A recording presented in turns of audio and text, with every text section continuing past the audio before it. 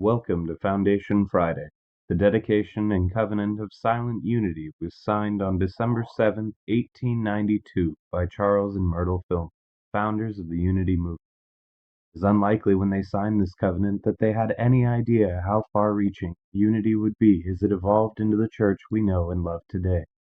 We invite you to join us as we explore and share some of the original ideas, teachings, and writings of the men and women who created the foundation of the Unity Church. Hey there.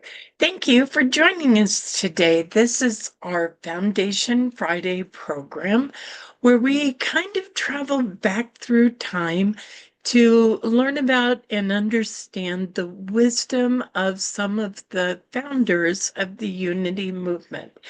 Today, we are once again going to enjoy the wisdom and kind of folksy lesson of Lowell Fillmore, who was the oldest child of Charles and Myrtle Fillmore, who were, of course, the co-founders of Unity. This one is a guide to, I think you'll love it, how to use the greatest power in the world. I don't have an actual date on this, but this was one of Lowell Fillmore's talks on truth. And if you're a fan of this program and Lowell Fillmore, you know at the end, he offers us 7 different affirmations, suggesting we use one a day as we go deeper into the content. Okay, here we go. Remember that there is a power available to you that is greater than the power of steam, water, wind, electricity, or even atoms. This power is abundant and free. All you need to do to take it and use it, and it will do wonders for you. But even though this power is so wonderful and so readily available to everyone, the average person seldom uses it effectively. This great power to which I refer is none other than God's love. It is sincere. Its sincere use by any man, no matter what his creed may be, will bring him marvelous returns. He will receive blessings that are beyond the ability of physical power alone to produce.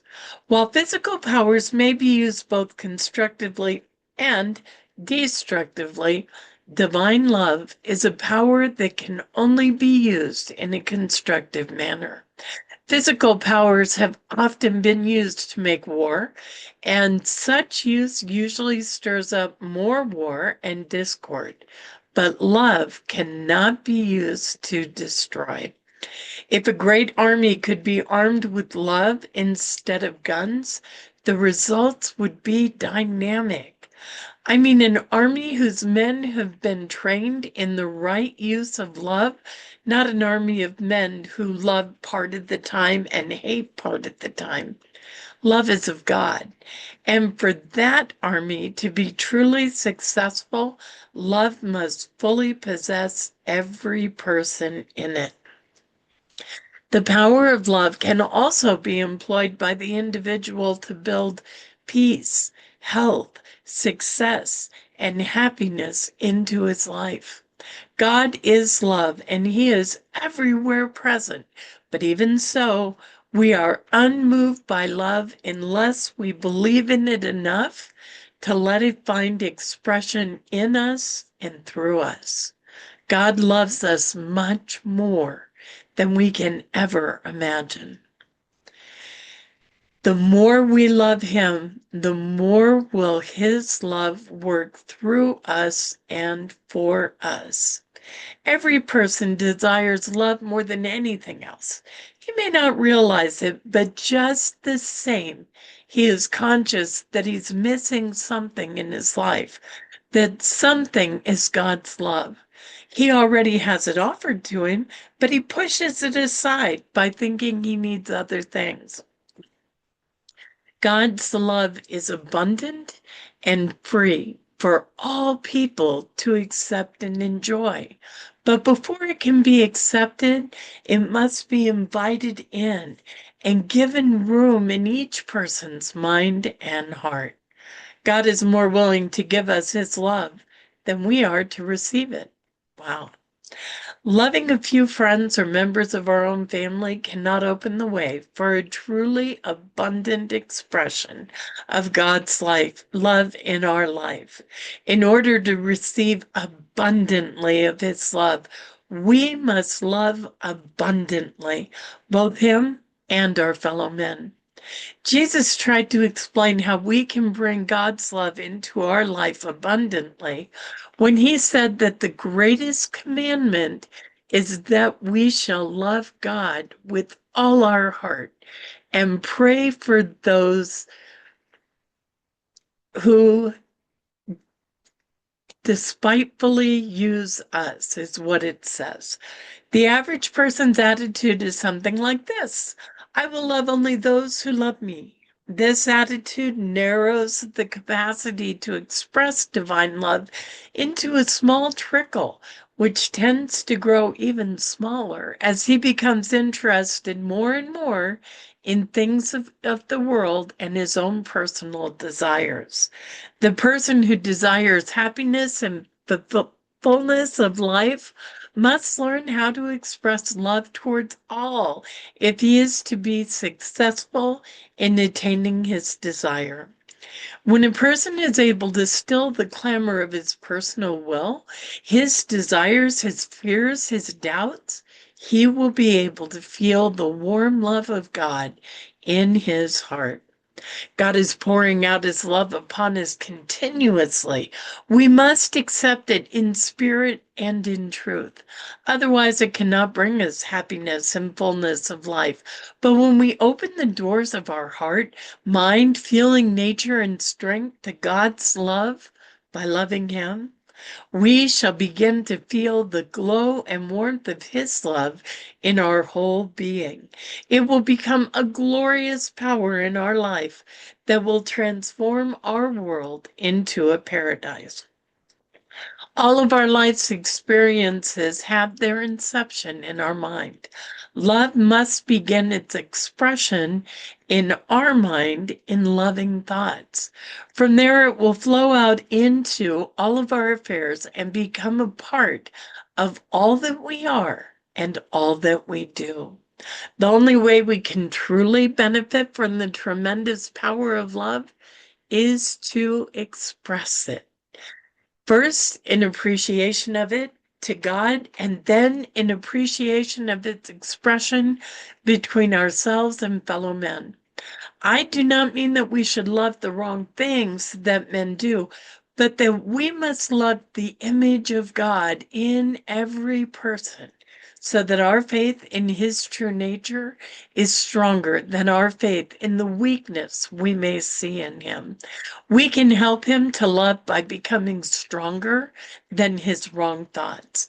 When divine love is accepted and expressed by us, it brings happiness into our life and success into our spirit, mind, body, and affairs. Divine love expressed through us will help us to create goodwill and unity among the nations. John tells us in the first epistle that perfect love casteth out fear. Fear is a negative force that is really caused by a lack of love. I believe that fear in the hearts of men is causing all of the discords that are in the world.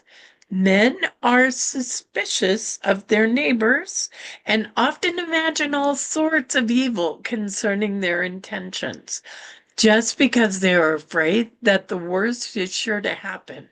Nations are afraid of other nations because the individuals who compose them have been taught to fear instead of to love. Nations have surrounded themselves with walls of fear, which they sometimes call trade restrictions, to protect their own business enterprises. But instead of helping to protect them, fear actually shuts out from them the possibilities for the greater good and prosperity that might come through all sources with unrestricted trade among all nations. It is true that love must be directed by wisdom, but both love and wisdom are of God. True wisdom cannot be combined with fear and doubt. Since love and wisdom are of God, they must be encouraged in man's life by his faith in God. Fear and doubt feed upon man's lack of faith in and his lack of understanding of God's goodness.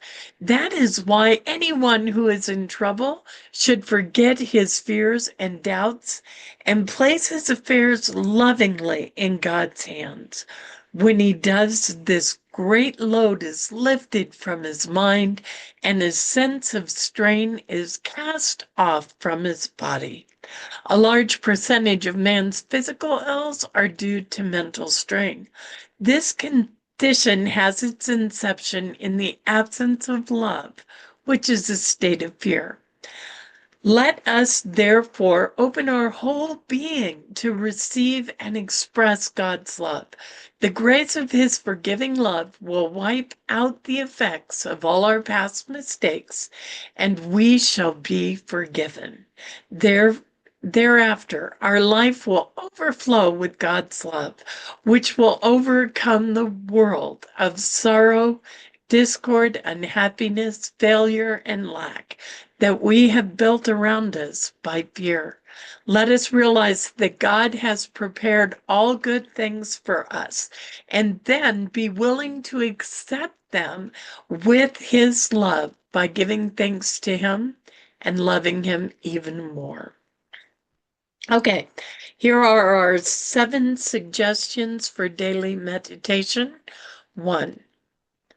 All power in heaven and in earth is given unto the Christ within me.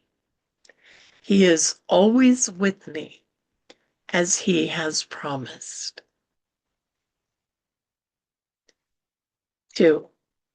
I am a willing instrument for the expression of the power of God's love.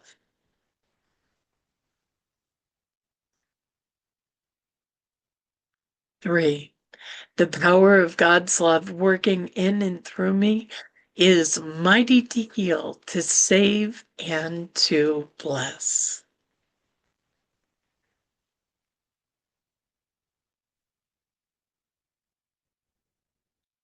Next, I gladly and freely accept the gift of God's love by expressing it gloriously at all times.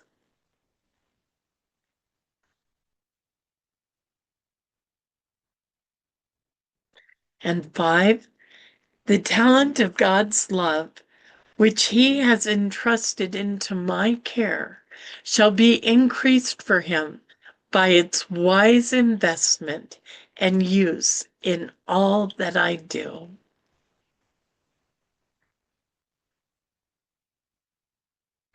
And 6, I love everybody, even those who do not seem to love me.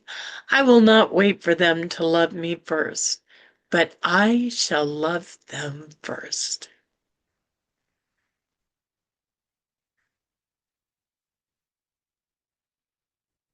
And the last one, as we are learning to go deeper into God's love, is this. Because I am a loving child of a loving Father, I am rich, happy, and free. Okay, that's it. That's our lesson from Lowell Fillmore, and I don't imagine it would hurt any one of us to learn that, live that, and use those wonderful affirmations. Before we go, please know you matter. You are sacred, and you are so, so very loved. You really are. Namaste. Thank you for joining us, and let's stay connected and grow in spirit. We are on Facebook. Search for Unity Church of El Cajon and follow us and like our posts. You can reach us on YouTube at Unity Church of El Cajon. Please subscribe to our channel, watch our videos, and leave comments which can help us improve. We are on the web at unityofElcajon.org. Email or call our church office to receive our weekly newsletters, which lists all of our activities and opportunities to learn and grow together.